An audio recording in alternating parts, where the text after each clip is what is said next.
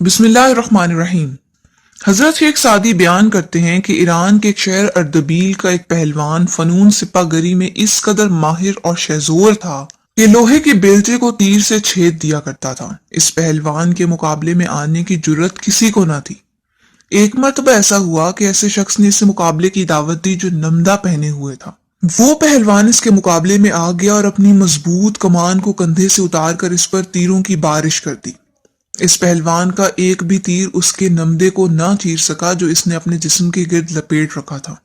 جب وہ پہلوان اپنی تمام کوششوں میں ناکام ہو گیا تو نمدہ پوش نے کمند پھینک کر بآسانی پہلوان کو گرفتار کر لیا اور اس کے ہاتھ پیر مضبوطی سے باندھ کر اسے خیمے میں اپنے سامنے ڈال دیا۔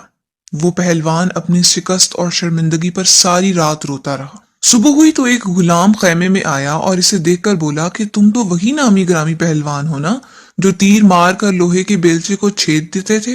اگر تم وہی پہلوان ہو تو تمہاری حالت کیسے ہو گئی؟ اس پہلوان نے ایک سرد آہ بھری اور کہا کہ تقدیر بگڑنے پر کوئی ہنر کام نہیں آتا اور یہ سب تقدیر کا کیا دھرا ہے۔ جب میرا ستارہ عروج پر تھا تو میرا کوئی وار خالی نہ جاتا تھا اور اب جب تقدیر نے ساتھ دینا چھوڑ دیا تو میں یہاں قید ہوں۔